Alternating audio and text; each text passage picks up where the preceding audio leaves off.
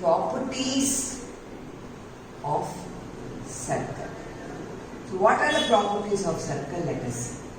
Now, here in the figure you are seeing something I have drawn. Now look here. C is a point on the circle and O is the center. OC is the radius. OB is also radius. OA is also radius. So regarding radius, the property of circle says that all the radii in the circle are congruent, means are equal. If you measure, if OC is 2 cm, OB will also become 2 cm, OA will also become 2 cm, and see OI, OH, OG, all these are what you call it as equal in length. So we can say that all the radii are equal in length. So first property, all the radii of the circle are congruent. So the first property is regarding the radii. All the radii. So OC, OB, OA, OI, OH, OG, OF, OE, OD. All these are the radii which I have drawn. And all these radii are congruent, means they are equal in length. Second property is about the diameter. What is the diameter? Is certainly explained. A chord which passes through the center. See this. DG, it is passing to the center, it is a diameter. FI, it is passing to the center, it is a diameter. EH, it is passing to the center, it is a diameter. Regarding the diameter, it says that you can draw as many diameters as you want in the circle, and all the diameters are congruent. So, all the diameters of the circle, all the diameters of the circle are congruent. That means they are equal in length. So I told OC is 2 cm, means OD will be 2, OG will be 2, and I told you what is the diameter? Twice the radius. So 4 cm. So DG will be 4 cm. EH will be 4 cm and FI will be the 4 cm. That means all the diameters of the circle are congruent. Okay, so this is regarding the diameters. Now we will see the third property. You can see here FG and DH are the two chords. You can measure how far is the chord from the center. So you have to draw a line. So you can see that from center of the circle I have drawn a line to the chord FG. What does it say? That line becomes perpendicular to the chord and it bisects the chord. Means it divides the chord into two equal parts. FP is equal to PG. So you can say that the distance between FG chord and center is OP. Here you can see another one chord is at DH. Okay. From O, I have drawn OQ, which becomes perpendicular to the chord DH and it divides the chord DH into two equal parts. That is DQ is equal to QH.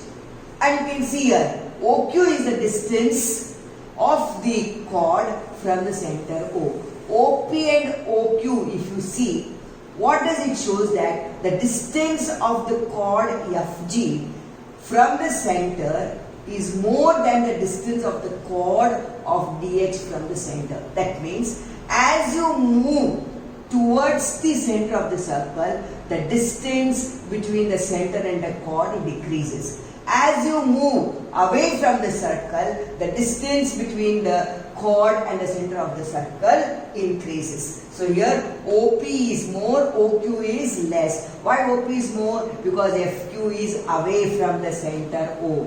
Why OQ is less? Because DH is nearer to the center. So as the chord moves away from the center, the perpendicular distance increases. As the chord moves towards the center, the perpendicular distance decreases. This is what the third property of the chord. So what is the third property of the chord? Says A. Straight line drawn from center of the circle to the chord is always perpendicular and bisects the chord. So very important is this property. By solving the sums we use. So what is a straight line? So OP is a straight line and OQ is a straight line. It is drawn from the center of the circle, O. And so what it becomes? It is always perpendicular. You can see it is forming 90 degree and it is bisecting the chord. Along with this, one more property we can include for the chord. I told you, as the chord moves towards the center, the perpendicular distance is what it becomes less. As the chord moves away from the center, the perpendicular distance increases. So, perpendicular distance increases as chord moves away from the center. So came to know the perpendicular distance here I have shown. OP is a perpendicular distance which is for FG it is increasing. Why? Because the chord FG is moving away from where it is moving away from the center. Similarly, OQ you can see. So the perpendicular distance decreases as chord and vice versa. What do you mean by vice versa? Means perpendicular distance decreases as chord moves towards the center. So this is what the what you call it as property of chord. So what is the property of the chord says? A straight line drawn from center of the circle to the chord is always perpendicular and bisects the chord. Second, what it says, perpendicular distance increases as chord moves away from the center and vice versa. Vice versa means what? Perpendicular distance decreases as the chord moves towards the center. So this is what the property of the chord. Now we will go to the next property. What does the next property says? Here in the diagram you can see. Okay, yesterday I explained you regarding the segment. So you can see that FG is the chord and FQG or FPG, you can take it as an arc. So this portion between them is called as a segment. Similarly, FG is the chord, FRG or FSQ, you can take it as what? The arc. And this region, whatever you can see, is the segment. What is the properties of the circle for segment says that the angles, how, so in this segment, you can see angles I have drawn. That is FPQ, FPG is one angle, FQG is one angle. See, FPQ is one angle, FQG is one angle. Okay. These two angles, if you measure with the protractor, always they will be equal. That means the angles in the segments are equal. Similarly, this also I told it is a segment. FSG and FRG. If you take the protractor and measure, you will get the measurement same. That means what does it? What we can conclude? We can conclude that angles in the segment are equal. So angles in the now you can see this is same segment. FPG and FQG is in the same segment, so they are equal. FSG and FRG are in the same segment, so they are equal. So what does it say? Angles in the same segment are equal. Very important property. We will use while solving the problems. Angles in the same segment are equal. FPG, FQG is in this same segment. FSG, FRQG is also in the same segment. So those angles are equal. That means what? FPG is equal, that is angle FPG is equal to angle FQG. Here angle FSG is equal to angle FRG. So what does your property says? Angles in the same segment are equal. Yesterday I explained you regarding the major segment and regarding the minor segment. So what can you see over here?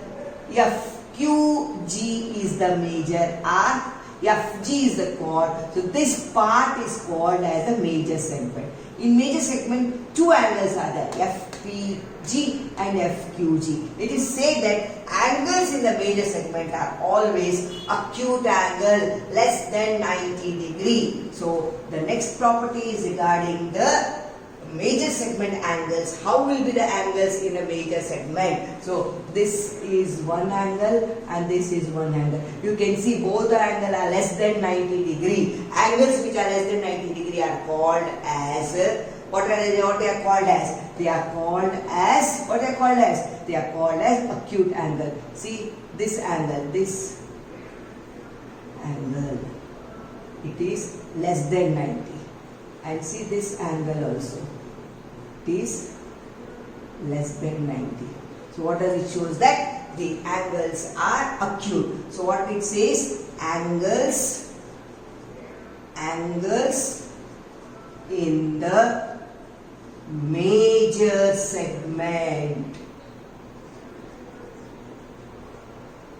are always acute angle, means less than 90 degree. Now you can see FG is the chord, FSG or FRG, you can take it as the arc. This part, whatever is there, that part is called as the minor segment. So see these angles. See these angles which I am shading it. Can you see? Okay, 90 degree is this angle. So it is more than 90 degree. Here also you can see 90 degrees this angle. So it is more than 90 degree. So that means what type of angles they are? Obtuse angle. So angles in the minor segment are always obtuse. You can see over here only. So they are more than 90 degree. So what does the next property says? Angles in the minor segment are always obtuse. So once again we will see the properties. Angles in the same segment are equal. That means angle FPG, angle FQG is equal. They are in the same segment. Similarly, angle FSG and angle FRG, they are in this segment. They are also equal. Then angles in the major segment. See, FG is the chord and this is the arc. This whole part where FPG and FQG angles are made, it is made in a major segment. And these angles you can see, they are all less than 90 degree. So they are always acute angle. Here what you can see and see here, FSR and FRQ, they are more than 90 degree and they are in the minor segment. So the angles in the minor segment are always obtuse. So the nature of the angle is obtuse. This is what we saw the properties of the segment. The next property you will see. See the diagram what we are seeing. PQ is a diameter. Okay. So the area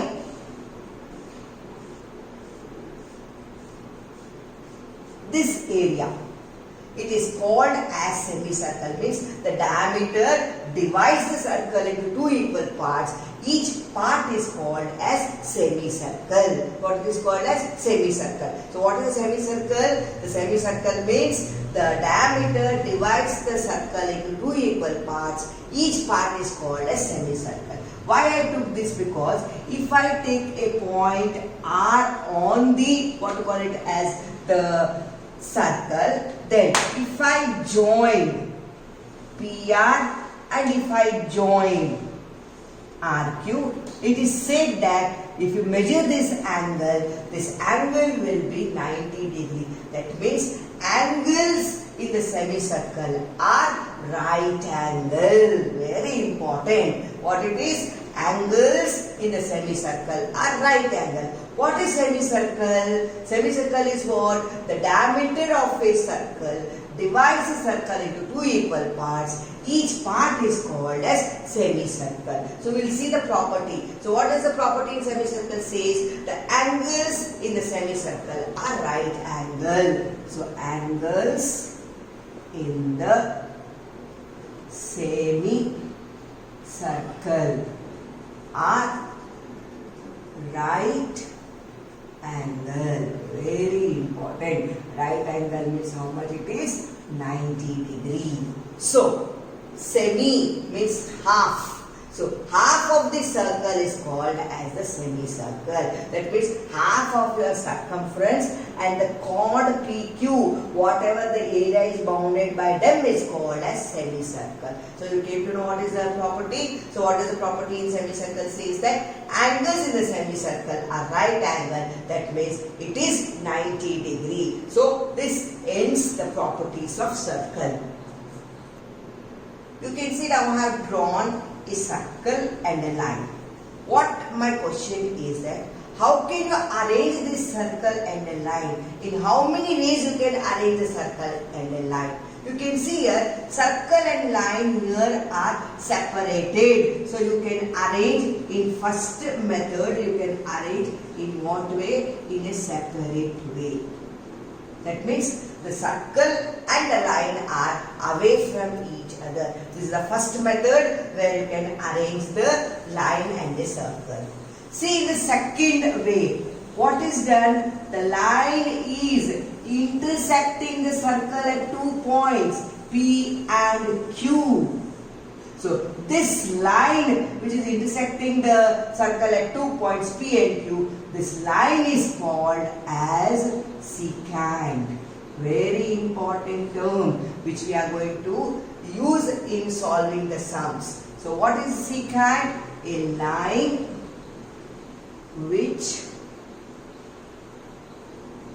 intersects the circle at 2 distinct points. So can you see that? The line is intersecting the circle at 2 distinct points. Which are the 2 distinct points? P and Q. So that line is called as secant. So in first method what we saw, the line and the circle are separate. So you can arrange in a separate way. Second method, second way, how can we arrange it in the second method? What we did is that we made the line to pass through the circle. And what we saw, the line is intersecting the circle. 2 distinct points, that is P and Q. So this line is called as secant. In the third method you can see that the line is just touching the circle. And at which point? That is point R. This is called as tangent. Okay, actually what is tangent you know? It is a Latin word derived from a word tangere. Tangere in Latin means to touch. Tangere in Latin means to touch. So you can see that the line is just touching the circle at one point, and that point is R, so it is called as tangent. So tangent is derived from a Latin word tangere, which means to touch. So how will you define a tangent? What is a tangent? A line which touches the circle at one and only one point. Very important. One and only one point is called as tangent. Here you can see 2 distinct points. When a line touches a circle at two distinct points, it is called as a secant. And a line, when it touches only one point on the circle, it is called as tangent. So tangent is derived from a Latin word. Just now only I told it is tangere. Tangere means what? To touch. So you can see the line is just touching the circle. This is called as a tangent. And in this circle, you are going to study regarding the tangent. What is a tangent? Theorem of the tangent is there, and how the tangent and secant is helpful in solving the sums. This is what we are going to study further in the chapter circles, which is there for the 10th standard. I explained regarding secant and tangent. Now I want to show something, that secant can become tangent and tangent can become secant. So I have taken the help of a thread. With the help of a thread, you will consider this thread as a straight line. With the help of this thread, I will show you how a secant can become a tangent. So this is the secant over here. So I am going to move towards the right hand side. So you can see slowly I am moving towards the right hand side. A time will come when the line will just touch the circle. So this will become a tangent. So secant can become a tangent. Similarly, you can do it on the left side of the circle also. Move slowly towards, away from the center, towards the left side. A time will come when it will just touch the circle, it will become a tangent. So this is regarding a secant can become a tangent. Here the next I will take the tangent. So this is the tangent. So I am going to move this tangent. You can see as I move, you can find two distinct points. The line is intersecting the two distinct points. It is becoming secant. And further when I move like this, I will go on moving. Again a time will come when the line will just touch the circle. This is called as tangent. So tangent can become secant and secant can become tangent. This is what the concept is. So I am going to write it down over here regarding the secant. That is a property of the secant. So what is the property of the secant? It says that secant can become secant can become tangent when it moves away from the center. What about a tangent? Tangent can also become secant when